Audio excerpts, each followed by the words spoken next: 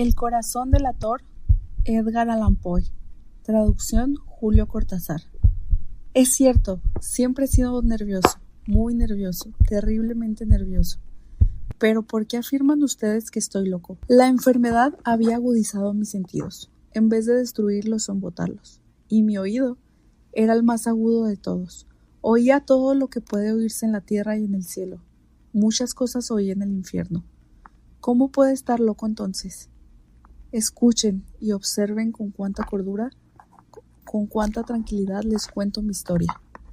Me es imposible decir cómo aquella idea me entró en la cabeza por primera vez, pero una vez concebida, me acosó noche y día.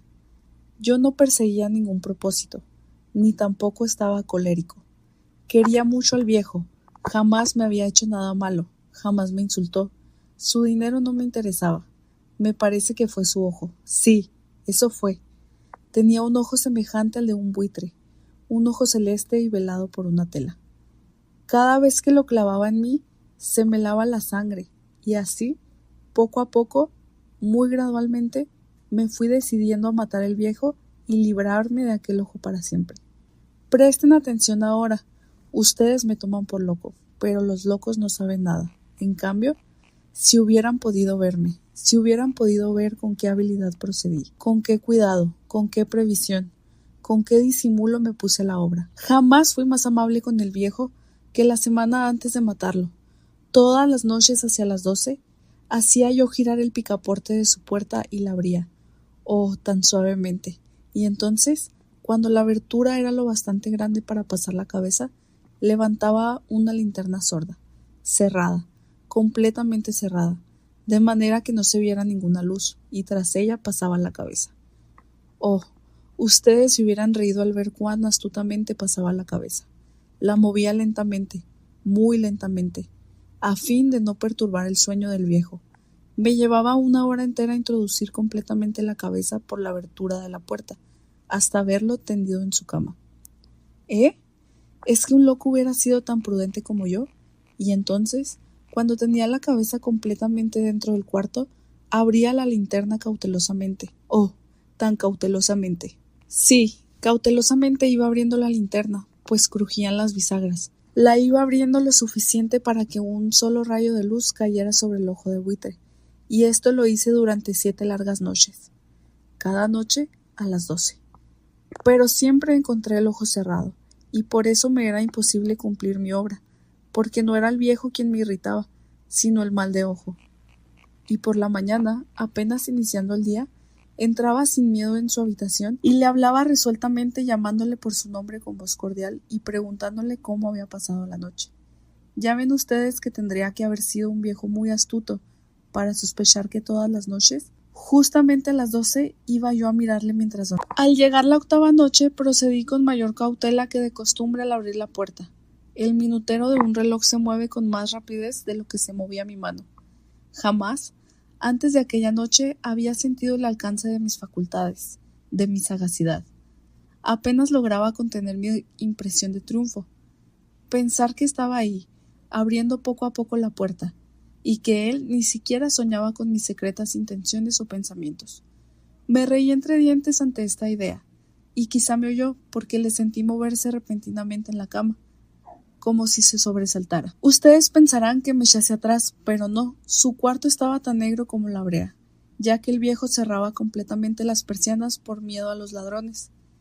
Yo sabía que le era imposible distinguir la abertura de la puerta, y seguí empujando suavemente, suavemente. Había ya pasado la cabeza y me disponía a abrir la linterna, cuando mi pulgar resbaló en el cierre metálico y el viejo se enderezó en el techo gritando: ¿Quién está ahí? Permanecí inmóvil, sin decir palabra. Durante una hora entera no moví un solo músculo, y en todo ese tiempo no oí que volviera a tenderse en la cama. Seguía sentado, escuchando, tal como yo lo había hecho, noche tras noche, mientras escuchaba en la pared los taladros cuyo sonido anuncia la muerte. Oí de pronto un leve quejido, y supe que era el quejido que nace del terror. No expresaba dolor o pena, oh no. Era el ahogado sonido que brota del fondo del alma cuando el espanto lo sobrecoge. Bien conocía yo ese sonido. Muchas noches, justamente a las 12, cuando el mundo entero dormía, surgió de mi pecho, ahondando con su espantoso eco los terrores que me enloquecían. Repito que lo conocía muy bien. Comprendí lo que estaba sintiendo el viejo y le tuve lástima, aunque me reía en el fondo de mi corazón. Comprendí que había estado despierto desde el primer leve ruido, cuando se movió en la cama. Había tratado de decirse que aquel ruido no era nada, pero sin conseguirlo. Pensaba, no es más que el viento en la chimenea o un grillo que chirrió una sola vez. Sí, había tratado de darse ánimo con esas suposiciones, pero todo era en vano, porque la muerte se había aproximado a él, deslizándose furtiva y envolvía a su víctima, y la fúnebre influencia de aquella sombra imperceptible era la que le movía a sentir, aunque no podía verla ni oírla, a sentir la presencia de mi cabeza dentro de la habitación. Después de haber esperado largo tiempo con toda paciencia, sin oír que volviera a acostarse, resolví abrir una pequeñísima ranura en la linterna. Así lo hice. No pueden imaginarse ustedes con qué cuidado, con qué inmenso cuidado, hasta que un fino rayo de luz, semejante al hilo de la araña, brotó de la ranura y cayó de lleno sobre el ojo de Whit. Estaba abierto de par en par, y yo empecé a enfurecerme mientras le miraba. Le vi con toda claridad, de un azul apagado y con aquella horrible tela que me lava hasta el tuétano. Pero no podía ver nada de la cara o del cuerpo del viejo, pues, como movido por un instinto, había orientado el haz de luz exactamente hacia el punto maldito. ¿No les he dicho ya que lo que toman erradamente por locura es solamente una excesiva agudeza de los sentidos? En aquel momento llegó a mis oídos un resonar apagado y presuroso, como el que podría ser un reloj envuelto en algodón. Aquel sonido también me era familiar, era el latir del corazón del viejo. Aumentó aún más mi furia, tal como el redoblar de un tambor estimula el coraje de un soldado. Pero incluso entonces me contuve y seguí callado. Apenas si respiraba. Sostenía la linterna de modo que no se moviera, tratando de mantener con toda firmeza posible el haz de luz sobre el ojo. Entretanto, el infernal latir del corazón iba en aumento. Se hacía cada vez más rápido, cada vez más fuerte, momento a momento. El espanto del viejo tenía que ser terrible, cada vez más fuerte, más fuerte. ¿Me siguen ustedes con atención? Les he dicho que soy nervioso, sí, lo soy. Y ahora, a medianoche, en el terrible silencio de aquella antigua casa, un resonar tan extraño como aquel me llenó de un horror incontrolable. Sin embargo, me contuve todavía algunos minutos y permanecí inmóvil. Pero el latido crecía cada vez más fuerte, más fuerte. Me pareció que aquel corazón iba a estallar, y una nueva ansiedad se apoderó de mí. Algún vecino podía escuchar aquel sonido. La hora del viejo había sonado. Lanzando un alarido, abrí del todo la linterna y me precipité en la habitación. El viejo clamó una vez, nada más que una vez. Me bastó un segundo para arrojarle al suelo y echarle encima el pesado colchón. Sonreí alegremente al ver lo fácil que me había resultado todo, pero durante varios minutos el corazón siguió latiendo con un sonido ahogado. Claro que no me preocupaba, pues nadie podría escucharlo a través de las paredes. Cesó por fin de latir. El viejo había muerto.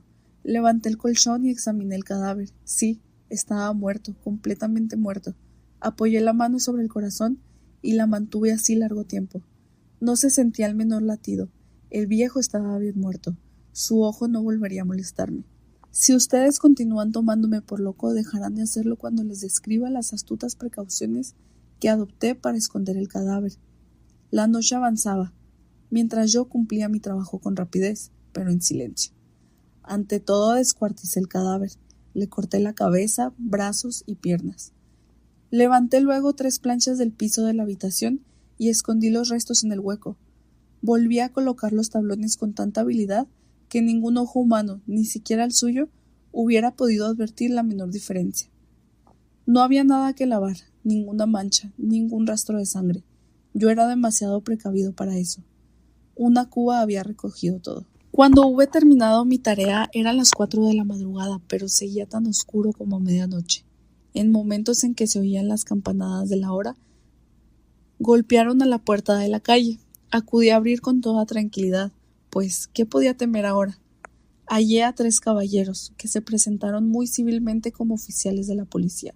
Durante la noche, un vecino había escuchado un alarido, por lo cual se sospechaba la posibilidad de algún atentado. Al recibir este informe en el puesto de policía, Habían comisionado a los 3 agentes para que registraran el lugar. Sonreí, pues ¿qué tenía que temer? Di la bienvenida a los oficiales y les expliqué que yo había lanzado aquel grito durante una pesadilla. Les hice saber que el viejo se había ausentado a la campaña. Llevé a los visitantes a recorrer la casa y los invité a que revisaran bien. Finalmente acabé conduciéndolos a la habitación del muerto. Les mostré sus caudales intactos y cómo cada cosa se hallaba en su lugar. En el entusiasmo de mis confidencias, traje sillas a la habitación y pedí a los 3 caballeros que descansaran ahí de su fatiga, mientras yo mismo, con la audacia de mi perfecto triunfo, colocaba mi silla en el exacto punto bajo el cual reposaba el cadáver de mi víctima. Los oficiales se sentían satisfechos, mis modales los habían convencido. Por mi parte, me hallaba perfectamente cómodo. Sentáronse y hablaron de cosas comunes, mientras yo les contestaba con animación. Mas, al cabo de un rato, empecé a notar que me ponía pálido y deseé que se marcharan. Me dolía la cabeza y creía percibir un zumbido en los oídos. Pero los policías continuaban sentados y charlando. El zumbido se hizo más intenso, seguía resonando y era cada vez más intenso. Hablé en voz muy alta para librarme de esa sensación, pero continuaba lo mismo y se iba haciendo cada vez más clara, hasta que al fin me di cuenta de que aquel sonido no se producía dentro de mis oídos. Sin duda, debí de ponerme muy pálido, pero seguí hablando con creciente soltura y levantando mucho la voz. Empero, el sonido aumentaba, ¿y qué podía hacer yo? Era un resonar apagado y presuroso, un sonido como el que podría ser un reloj envuelto en algodón.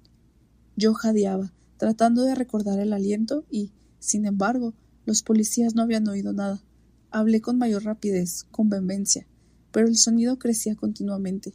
Me puse en pie y discutí sobre insignificancias en voz muy alta y con violentas gesticulaciones, pero el sonido crecía continuamente. ¿Por qué no se iban?